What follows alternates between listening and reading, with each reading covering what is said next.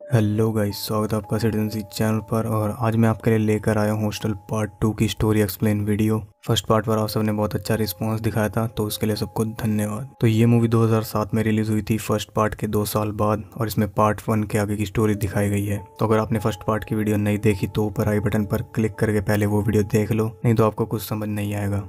और जिन्होंने वो वीडियो देख लिया उन्हें बता दूं कि इस वीडियो में हमें उस हंटिंग क्लब और उनके क्लाइंट्स के बारे में और भी बहुत कुछ पता चलेगा। तो जल्दी से शुरू करते हैं। मूवी शुरू होती है पार्ट 1 के ओरिजिनल एंड से, जहां पैक्सटन उस बिजनेसमैन को बाथरूम में मारकर ट्रेन में बैठ जाता है। ट्रेन में उसकी इतनी बुरी हालत देखकर पुलिस उसे हॉस्पिटल में एडमिट करा देती है। हॉस्पिटल में उससे मिलने कुछ लोग आते हैं और उससे स्लोवाकिया के बारे में सारी डिटेल्स पूछते हैं। पैक्सटन उन्हें सब बता देता है जो कुछ उसके साथ हुआ था, और उस हंटिंग क्लब की निशानी भी वो उन्हें बता देता है, जो कि एक ब्लड हाउंड डॉग का टैटू था। वो टैटू हमने उस जगह के कार्ड और सभी मेंबर्स के हाथ पर भी देखा था। जैसे ही वो उन्हें उस क्लब की सारी डिटेल्स बता देता है, वो उस रूम का दरवाज़ा बंद कर देते हैं और अपने हाथ पर बना हुआ ब्लड हाउंड डॉग का टैटू दिखाकर उससे पूछते हैं कि क्या ये वही टैटू है। तभी पैक्सटन की धड़कनें बढ़ जाती हैं और वो सब उसे बिना कोई मौका दिए पकड़कर मार देते हैं। और हम देखते हैं कि ये सब सिर्फ पैक्सटन का बुरा सपना था। वो अभी भी उस हादसे को भूल नहीं पाया था। वो अपनी गर्लफ्रेंड के साथ उसकी नानी के घर में रह रहा था ताकि कोई उसे ढूंढ ना सके। उसने जॉश की माँ को भी उसकी मौत के बारे में कुछ नहीं बताया था। वो भी यही सोचती है कि उसका बेटा यूरोप में ही है। पैक्सटन किसी को कुछ नहीं बताना चाहता था क्योंकि उसे पता था कि उन लोगों की हर जगह पहुंच है, और अगर उसने पुलिस को भी कुछ बताया तो भी वो लोग उस तक पहुंच जाएंगे और उसे मार देंगे। वो इसी डर में जी रहा था और उसके इसी बर्ताव की वजह से उसकी गर्लफ्रेंड परेशान थी। उन दोनों में बहस हो जाती है और पैक्सटन वहाँ से चला जाता है। अगली सुबह वो पैक्सटन को ढूंढती है और जब वो किचन में जाती है तो वहाँ उसे पैक्सटन का बिना चेहरे का शरीर मिलता है, जिसे कि उसकी बिल्ली खा रही थी। और हम देखते हैं उस हंटिंग क्लब के मालिक साशा को, जिसके पास एक आदमी एक बॉक्स लेकर आता है और उसके लिए साशा उसे शाबाशी देता है। अब आप समझ ही गए होंगे कि उस बॉक्स में क्या था। इसके बाद हमें दिखाया जाता है रोम, जहाँ पर 3 अमेरिकन स्टूडेंट्स बेथ, विटनी और लोरना अपनी आर्ट क्लास अटेंड कर रहे थे। वहाँ वो एक मॉडल जिसका नाम एक्सेल था उसका स्केच बना रहे थे। जब उनकी क्लास ख़त्म हो जाती है तब एक्सेल बेथ के पास आती है और उसका स्केच दिखाने के लिए कहती है। वो स्केच इतना ज़्यादा अच्छा भी नहीं था, फिर भी एक्सेल उसे खरीदना चाहती थी। बेथ उसे वो स्केच फ्री में दे देती है। उसके बदले में एक्सेल उसे एक ड्रिंक ऑफर करती है, लेकिन वो मना कर देती है और उसे बताती है कि वो जल्दी में है क्योंकि उन्हें प्राग की ट्रेन पकड़नी है। वो तीनों वेकेशन पर प्राग घूमने जा रहे थे। वो अपनी ट्रेन में बैठ जाते हैं। बेथ और विटनी ड्रिंक लेने के लिए जाते हैं और लोरना कैबिन में ही रुक जाती है। जब वो दोनों कैबिन से बाहर निकलते हैं तो एक अजीब सा आदमी उनसे टकरा जाता है। वो उसे अवॉइड करके आगे बढ़ जाते हैं। बाहर में उन्हें एक्सेल भी मिल जाती है और उसे वहाँ देखकर वो दोनों हैरान हो जाते हैं। बेथ एक्सेल से पूछती है कि वो यहाँ क्या कर रही है। एक्सेल कहती है कि उनका प्लान सुनने के बाद ही उसने भी प्राग जाने का प्लान बनाया। इधर हम देखते हैं उसी अजीब से आदमी को जो कैबिन के बाहर से लोरना को घूर रहा था, और देखते ही देखते वो अंदर घुस जाता है। जब बेथ और विटनी वापस कैबिन में जाते हैं तो उन्हें लोरना रोती हुई मिलती है। लोरना बताते हैं कि एक आदमी उसका आईपॉड चुरा कर ले गया है। विटनी पुलिस को ढूंढने बाहर जाने लगती है, तभी वहाँ पर एक्सेल आ जाती है और उनका आईपॉड उन्हें वापस कर देती है। वो बताती है कि एक आदमी उसका पर्स छीनने की कोशिश कर रहा था और ये उसकी जेब से ही गिर गया था। उसके ऊपर शक करने के बजाय वो तीनों आईपॉड देखकर बहुत खुश होती हैं और उसे अंदर बुला लेती हैं। वो सब ड्रिंक करते हैं और एक्सेल उन्हें स्लोवाकिया चलने के लिए कहती है, जहाँ उसके हिसाब से बहुत शांति है। उन तीनों को भी एक शांत वेकेशन चाहिए था, इसलिए वो भी राजी हो जाते हैं। स्लोवाकिया पहुंचकर वो उसी होटल में रूम लेते हैं और रिसेप्शनिस्ट उनके पासपोर्ट ले लेता है। वो उन्हें रात को होने वाले फेस्टिवल में भी इनवाइट करता है। वो सब अपने रूम में जाते हैं और साथ वाले रूम में बेथ एक कपल को देखती है जो कि बहुत खुश नजर आ रहे थे। इधर हम उस रिसेप्शनिस्ट को देखते हैं जो कि उन सब के पासपोर्ट स्कैन कर रहा था। स्कैन करने के बाद वो उन्हें ऑनलाइन अपलोड कर देता है, जहां दुनिया भर के अमीर लोग उनकी बोली लगाने लगते हैं। तो टॉड नाम का एक आदमी सबसे हाईएस्ट बिड करके बेथ और विटनी को खरीद लेता है। आप सब देख ही सकते हैं कि ये बिजनेस किस लेवल पर चल रहा था। किसी टूरिस्ट को जरा भी खबर नहीं थी कि पूरी दुनिया भर में उसे नीलाम किया जा रहा है। टॉड अपने दोस्त स्टुअर्ट को फ़ोन करके इनवाइट करता है। वो दोनों पहली बार ऐसा करने वाले थे। वो दोनों स्लोवाकिया पहुंच जाते हैं और वहां उनका बहुत अच्छे से ख्याल रखा जाता है। रात को बेथ, विटनी और लोरना एक्सेल के साथ उस फेस्टिवल में जाते हैं, जहां टॉड और स्टुअर्ट उन्हें अच्छी तरह देख रहे थे क्योंकि उन्होंने उनके लिए बहुत मोटी रकम दी हुई थी। असल में वो सिर्फ नाम का ही फेस्टिवल था। वहाँ पर सारे क्लाइंट्स अपने अपने खरीदे हुए टूरिस्ट को देखने आए थे। वहाँ विटनी लोरना को बताती है कि बेथ की माँ मरते वक्त सब कुछ उसी के नाम कर गई थी और अपने डैड को भी वही पैसे देती है। वो इतनी ज़्यादा अमीर है कि अगर चाहे तो पूरा स्लोवाकिया खरीद सकती है। वो सब वहाँ बहुत इंजॉय कर रहे थे, लेकिन लोरना वहाँ पर अकेली ही बैठी थी। तभी एक रोमन नाम का आदमी उसके पास आता है और उसे डांस के लिए ले जाता है। बेथ के पास भी एक लड़का आता है, लेकिन वो उसे मना कर देती है और वो उसे मैं तुम्हारी मदद कर सकता था कहकर चला जाता है। उसके जाते ही रिसेप्शनिस्ट वहाँ पर आ जाता है और बेथ को एक ड्रिंक देकर चला जाता है। बेथ उस ड्रिंक को पीछे फेंक देती है जहाँ स्टुअर्ट खड़ा होकर उसे चेक कर रहा था। बेथ उससे माफ़ी मांगती है और उसे एक ड्रिंक ऑफर करती है। जब वो ड्रिंक लेने जाती है तो लोरना उसे कहती है कि रोमन उसे बोट पर लेकर जाना चाहता है। बेथ लोरना को साफ मना कर देती है और उसे कहती है कि वो अजनबियों पे भरोसा नहीं कर सकते। इसके बाद वो ड्रिंक लेकर स्टुअर्ट के पास जाती है और वो दोनों बहुत सारी बातें करते हैं।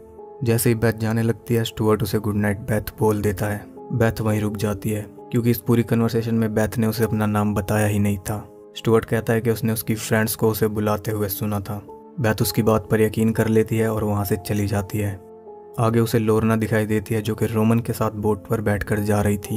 वो उसे रोकने की कोशिश करती है लेकिन कोई फायदा नहीं होता। हम देखते हैं कि रोमन उसे एक सुनसान जगह पर ले जाता है जहाँ कुछ लोग उसे पकड़कर बेहोश कर देते हैं। इधर बेथ और विटनी वापस हॉस्टल के लिए निकल जाते हैं और एक्सेल लोरना के लिए वहीं पर रुकती है।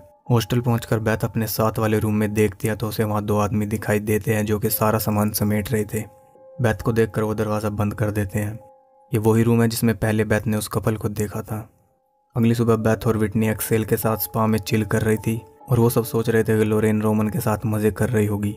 लेकिन हम देखते हैं कि लोरेन को बिना कपड़ों के एक बाथटब के ऊपर उल्टा लटका रखा है। एक औरत आकर उस बाथटब में लेट जाती है और एक हथियार से लोरेन के शरीर पर कई सारे कट लगा देती है जिससे उसका सारा खून बहकर नीचे गिरने लगता है। वो उसके खून से नहाती है और आखिर में उसका गला काट कर बचा हुआ खून भी निकाल लेती है। इधर हम बेथ को देखते हैं जो कि स्पा में सो रही थी और जब उसकी आंखें खुलती है तो उसके आसपास उसे कोई भी नहीं मिलता। वो वहाँ बिल्कुल अकेली थी। वो विटनी को ढूंढने लगती है, तभी वहाँ कुछ गार्ड्स उसे पकड़ने आ जाते हैं। उनसे बचने के लिए वो दीवार पर चढ़कर बाहर कूद जाती है और रोड तक पहुँच जाती है।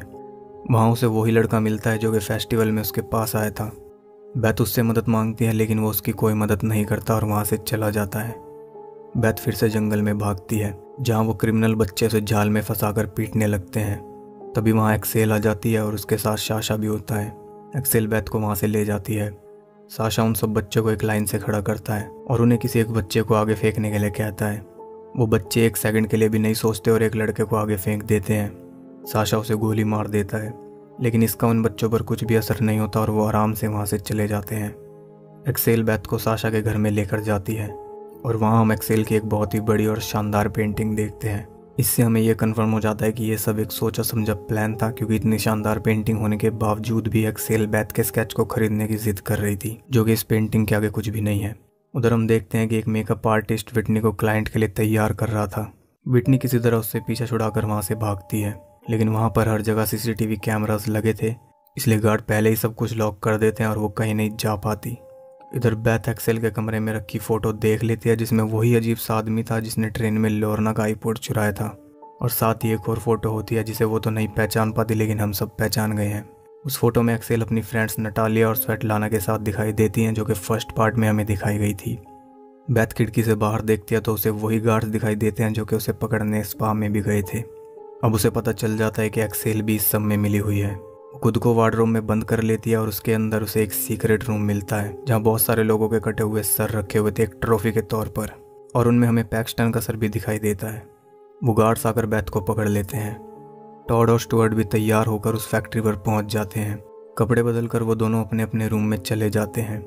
स्टुअर्ट को उसके रूम में बेथ मिलती है और उसे देखकर वो घबरा जाता है। वो बेथ को बताता है कि वो यहाँ आना ही नहीं चाहता था, वो सिर्फ उसके फ्रेंड के कहने पर यहाँ आया है। वो बेथ को आज़ाद कर देता है लेकिन जैसे ही बेथ दरवाजे तक पहुँचती है वो पीछे से मारकर उसे बेहोश कर देता है। वो दोबारा उसे कुर्सी पर बांध देता है।